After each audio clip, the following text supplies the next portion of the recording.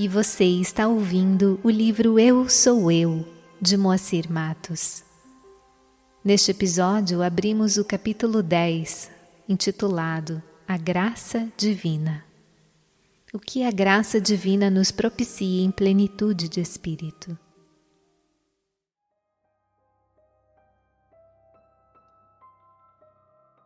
Certa vez, ouvimos de nosso saudoso e querido Hermógenes: a graça existe, mas ela não é de graça. Explicando melhor, a graça existe por sua própria natureza, espargindo-se por todo o universo. Ela impregna todo o nosso ser, todos os seres, todos os possíveis universos em suas mais variadas dimensões. E é o próprio amor inundando-nos em toda a sua plenitude.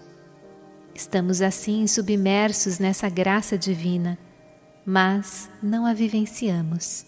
E mesmo porque não envidamos esforços para tal, nem buscamos a nossa sintonia com a tal bem-aventurança plena. Sai Baba nos diz: esforço individual e graça divina são interdependentes. Sem esforço, não haverá atribuição de graça. Para conseguir essa graça, você só precisa ter fé e virtude. Bata e as portas da graça se abrirão. Abra a porta. Os raios do sol, esperando lá fora, fluirão em silêncio e inundarão o quarto com luz. Esforça-se para se livrar de todos os seus pensamentos ruins. Abandone todos os seus traços negativos. Cumpra suas obrigações para com seus pais. Preste serviço desinteressado à comunidade. Redima sua vida para obter a graça do Senhor. Essa é a minha bênção para todos. Como dizem os grandes sábios da espiritualidade, a vida neste mundo se nos apresenta cheia de vitrines, que nos chamam a atenção para as mais variadas distrações e nos fazem perder o foco relativamente à verdadeira natureza do ser. Estacionamos numa total letargia e não despertamos essa coragem em nós próprios, coragem de desbravar os véus que nos impedem de vislumbrar e vivenciar a realidade. Não envidamos, assim, esforço por penetrar neste mundo interno, a fim de sintonizarmos com a graça, que não consiste de algum tipo de atributo externo a nós próprios. A graça divina tem a ver com o reino de Deus que reside no infinito santuário interior. Não se fala aqui em tentarmos entrar em contato com algum supremo ser, distante no espaço longínquo, a fim de obtermos tal graça, ou tais graças. Graça tem a ver com a natureza real do ser que somos, ou que eu sou. Tem a ver com o eu sou manifestado em todos. A graça, assim, se expressa a partir do íntimo de cada um.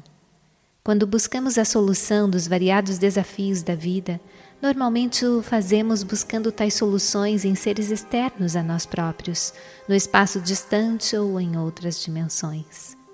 Esquecemo-nos de que as soluções em seu mais alto grau dos eventuais desafios da vida são encontradas quando as buscamos dentro de nós próprios, no Cristo interno, no Krishna interno, no Alá interno, no Buda interno, no Jeová interno, no tudo interno ou nada interno.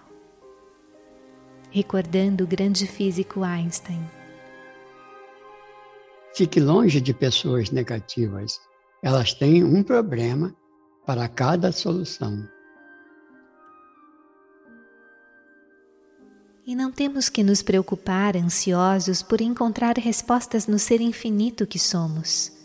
Simplesmente percebendo os desafios que se nos apresentam, entregamo-los a essa consciência interna que tudo sabe, tudo prevê, tudo soluciona. e na melhor harmonia, satisfazendo a todos os envolvidos em tais desafios. E isto é uma realidade sem nenhuma dúvida. Quando o ser externo, a personalidade, o ego, entrega todos os desafios da vida ao ser real que somos, imanente e permanente, tudo, sem exceção de uma forma natural, se harmoniza e se satisfaz. E como as soluções ideais são soluções harmoniosas e que satisfazem a todos os envolvidos, de uma forma harmoniosa devemos estar, portanto, em harmonia conosco mesmos, a fim de entrarmos em sintonia com tais soluções harmoniosas. Portanto, para encontrarmos soluções harmoniosas, temos que estar em harmonia conosco mesmos. Podemos até imaginar que estarmos em harmonia conosco mesmos equivale, num certo sentido, à vivência do estado de oração que nos leva à sintonia com as divinas leis. Vertendo o olhar com mais atenção sobre o assunto, podemos fazer algumas reflexões a respeito da prece, da oração. Inicialmente, podemos observar a relação prece versus meditação, aqui nos referindo à meditação segundo um conceito oriental.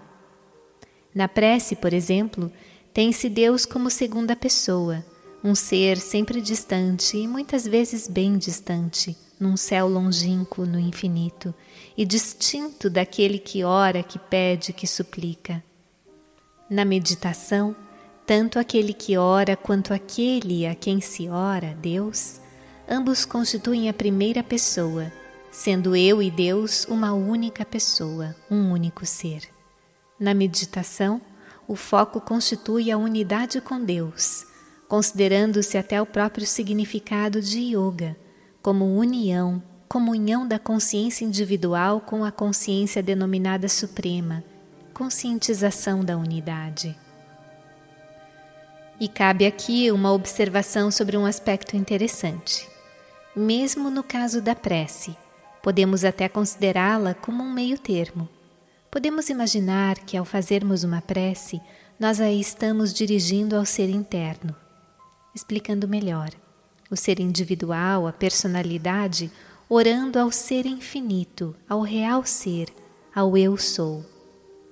O pequenino eu orando ao supremo eu. O pequenino eu buscando a sintonia, a comunhão com o supremo eu. Assim, Deus, neste caso, nunca estará distante, pois consiste na primeira pessoa, na realidade interna, o ser real que somos, a uma distância nula de nós, e a sintonia é imediata, instantânea. O pequenino eu, reconhecendo suas limitações, recorre ao eu soberano, aquele que habita a personalidade denominada eu. Assim, o pequenino eu pede auxílio ao eu supremo, que reside no próprio eu. Lembrando as palavras de Jesus quando nos diz: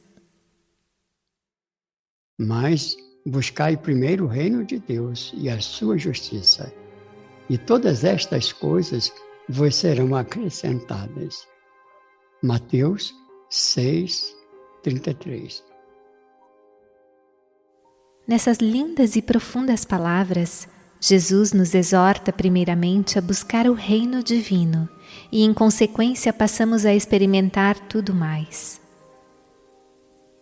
Quando entramos em sintonia com o reino e com a lei divina, Sanatana Dharma, a lei eterna, a religião eterna, entramos em harmonia com o próprio Deus, a realidade plena, com a própria graça, e naturalmente nos sintonizamos com tudo que esteja em ressonância com o nosso estado de ser, com a fonte real de tudo que necessitamos. E repetindo a linda frase de Mahatma Gandhi: há no mundo o suficiente para as necessidades do homem, mas não para a sua ganância.